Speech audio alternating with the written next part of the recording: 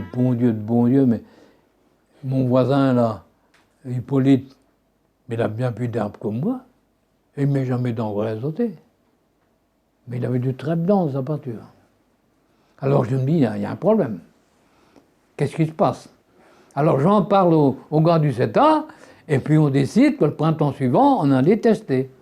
Hein? On allait laisser des parcelles comme avant, avec de l'azote et tout ça, et des nouvelles parcelles avec du trèfle blanc et du régras sans engrais azoté. Ça a été contrôlé par le technicien de la chambre, il mesurait sur le régras pur, azoté, et sur le trèfle blanc. Ben, dès le mois de juin, il nous a dit, vous avez plus d'herbes sur le prairie trèfle blanc. Mais on a quand même tourné 4, 5, 6 ans sans faire beaucoup tache d'huile. Les gens n'y croyaient pas trop. Et les chercheurs non plus. Et alors, donc je rédige mon livre. Comme mon livre est publié par l'ITEP, et ça a été l'événement de l'année en France. Et comme ça, le CETA de Corline me célèbre, et je suis moi-même devenu célèbre. C'est dans la foulée qu'on crée le CENAPA. L'objectif, c'était de montrer qu'on pouvait produire autrement, sans polluer, parce que la pollution commençait à démarrer. Sans polluer, et en ayant un fort revenu, permettant de s'installer sur une petite exploitation. Donc c'est là pas, le premier boulot, ça a été ça. Hein. On a fait des projets d'installation pour les jeunes, suivant l'orientation de l'exploitation. La première étude, vous devez trouver encore au CEDAPA, je pense, c'est s'installer en vache laitière avec 18 vaches, je crois, sur 20 vaches sur 18 hectares. En 92, il y a une réforme de la PAC. Dans la réforme, il y a des mesures agri-environnementales.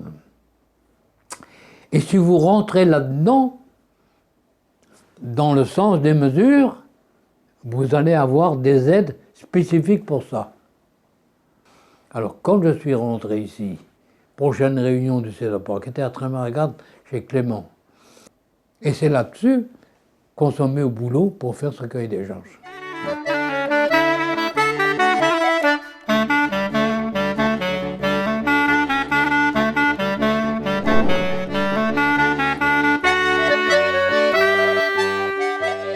Je vais vous parler de la réforme de la PAC. Et la PAC elle a fait du mal au CEDAPA, historiquement, parce que vous savez très bien que la PAC, les surfaces de maïs et les surfaces de céréales étaient aidées, et que l'herbe, ils n'avaient rien du tout. Alors c'est une injustice de 1992. On ne s'est pas laissé faire. On a demandé à nos politiques de transférer les aides MAE en DPU. Bon, évidemment, ça s'est pas fait comme ça. Et au bout de 5 ans, on a gagné notre procès. Notre MAE sont basculés dans les DPU. C'était très encourageant quand même. Au bout de 5 ans de procès, c'est long. On attend, c'est très long. Et on est obligé de retourner à la DDA avec notre avocat pour avoir vraiment le pognon. Parce que le procès était gagné, mais le pognon n'arrivait pas. Donc on a eu le pognon que1 an après le procès. J'étais retrouvé sous les halles en musique et tous en chœur, on avait fait la fête parce que ça valait bien le coup. Il y avait eu tellement un beau combat avant et un combat qu'on avait mené collectivement, on avait fini ça en apothéose. Quoi.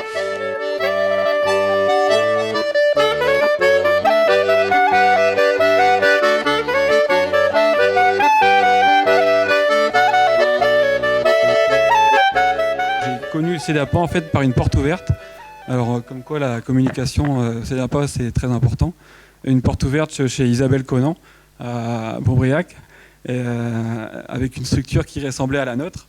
Et du coup de là je me suis posé des questions et j'ai contacté le CEDAPA et le CEDAPA est venu sur l'exploitation avec Sophie qui est présente dans la salle aussi. En 2016 du coup je me suis lancé avec un grand pas à franchir parce qu'à l'époque j'ai fait une MAE 28-55, on passe d'une centaine d'hectares d'herbe, on n'a plus qu'une une quinzaine d'hectares de maïs en silage, alors qu'on ensilait 60 hectares un an et demi avant. Du coup... Est-ce que tu as eu des craintes? Bah oui, forcément. Enfin, moi j'étais assez convaincu du système parce que j'avais fait aussi des stages avant et que le groupe m'apportait des réponses. Mais oui, forcément, parce qu'en fait, les organismes qui me conseillaient sur l'exploitation à l'époque, j'avais le contrôle laitier comme tout le monde quasiment. Oui, mais oui, bien sûr. Oui, J'étais oui. engagé quand on s'installe, on fait un plan de développement sur 5 ans. Mon plan de développement, il correspondait pas du tout à ce que je me lançais 2 ans après mon installation. Ouais. Je faisais complètement l'inverse. Donc du coup, les conseillers, Ils étaient perdus là. ils étaient un peu perdus. Ma comptable me suivait, mais tout en me mettant quand même des gros freins et en me disant que faire Où tu vas là? Où tu Où vas. vous allez là? Et on s'était engagé financièrement. On avait fait des mises aux normes. On avait quand même économiquement, il fallait que ça suive. Oui. Et aujourd'hui, on est toujours sur plus de 100 vaches, 120 vaches. On fait 700 000 litres de lait et on a 180 hectares de terre et on a 4,5 à travailler sur l'exploitation. En fait. D'accord. On a mon frère et moi, ma compagne, un salarié extérieur et un apprenti. Aujourd'hui, c'est complètement l'inverse. On travaille un week-end sur 4. On prend des vacances hyper régulièrement. Du coup, ça a quand même changé notre vie. Ça a changé la vie, quoi, en fait, quoi. Oui, c'est la vie. Et je pense que même l'exploitation, parce qu'aujourd'hui, je suis pas sûr que j'aurais été là. J'aurais pas eu le moral pour continuer sur l'exploitation que j'avais au départ.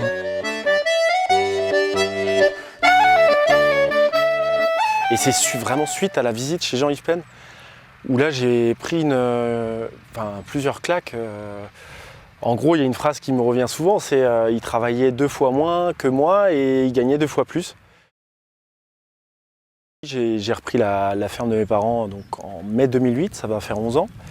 Je l'ai fait évoluer énormément. Je suis passé de système classique, on va dire, à un système donc toute herbe aujourd'hui, vélage groupé de printemps.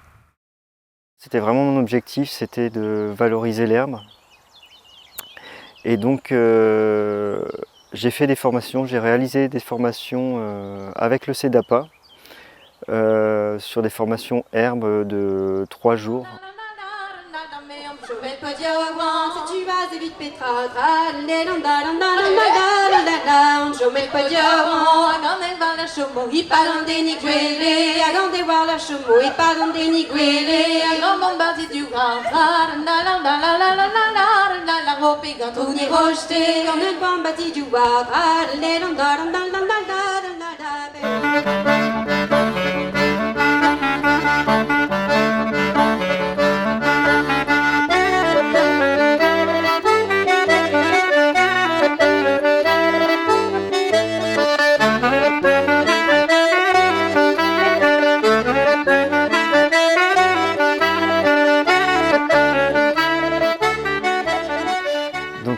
J'ai intégré le groupe Baie de Saint-Brieuc, le GU des œufs, groupe Baie de Saint-Brieuc au sein du CEDAPA en 3e année.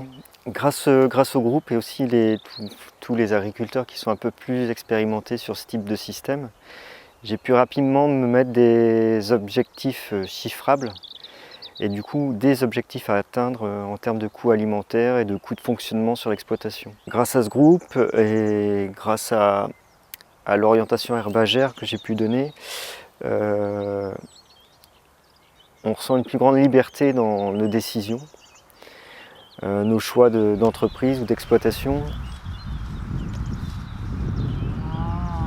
Donc d'un système de 25 arts par vache, 25 arts accessibles par vache que j'avais auparavant, je suis passé pratiquement à un système à 45 arts accessibles.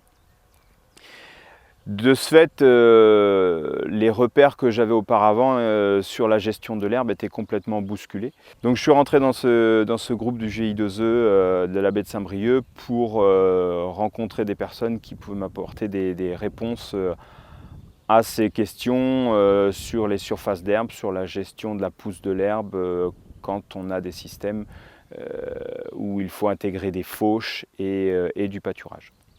Donc les résultats ont été assez importants puisque en 2015, 2015-2016, j'étais à 86 € de moyenne de coût alimentaire. Et en 2017-2018, donc c'est-à-dire 2 ans après, je suis passé à 56 € de coût alimentaire. Et cette année, je pense que je vais plutôt être plus près des 50, voire en dessous des 50 € de coût alimentaire.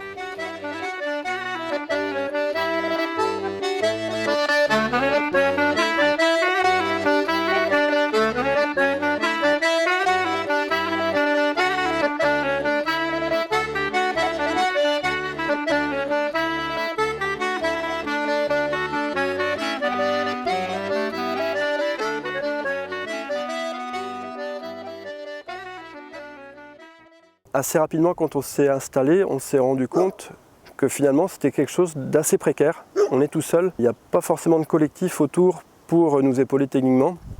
Et donc on a rapidement aussi cherché à recréer du réseau. Donc depuis quelques années maintenant, il y a un groupe d'éleveurs de brebis laitières. Tout ça c'est coordonné par une animatrice du CEDAPA.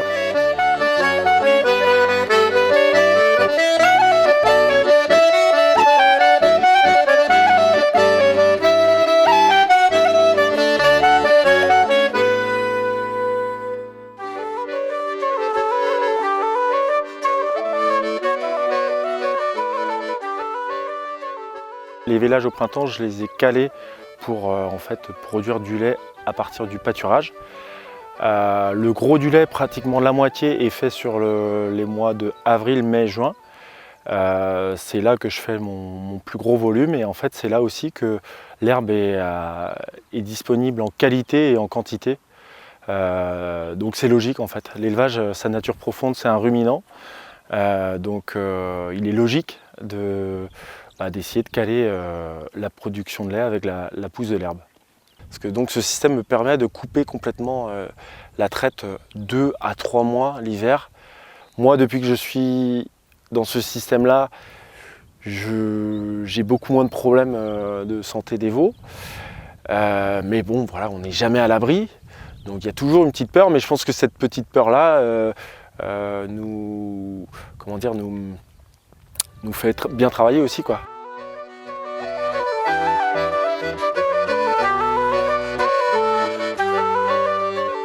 C'est suite aux résultats du programme Stéréo qui avait donc montré l'intérêt des systèmes herbagers dans les domaines environnemental, économique et donc social.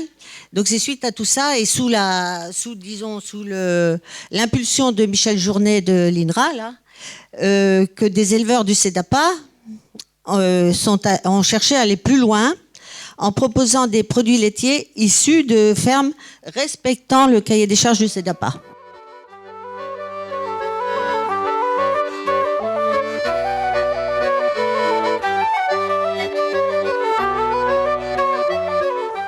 Dans 3-4 jours, on va signer la création d'une société qui va s'appeler la laiterie des voisins. On reprend le cahier des charges à l'origine avec quelques rajouts, tout produit de consommation pour les animaux origine France. Qu'est-ce qu'on a en plus? Pas plus de 250 000 litres de lait par unité de travail et pas plus de 400 000 litres de lait par exploitation. C'est pour que ça reste quelque chose de humain. Et donc ça va démarrer officiellement au 1er janvier 2023 et la société va être créée, on va signer semaine prochaine, début de semaine prochaine. Voilà, donc le travail, merci à tous ceux qui ont fait le boulot avant nous, parce que même si moi j'y suis avec Valérie depuis 11 ans, 12 ans, le gros boulot pour décortiquer tout ça a été fait en amont. Et encore une fois, nous, on va en bénéficier.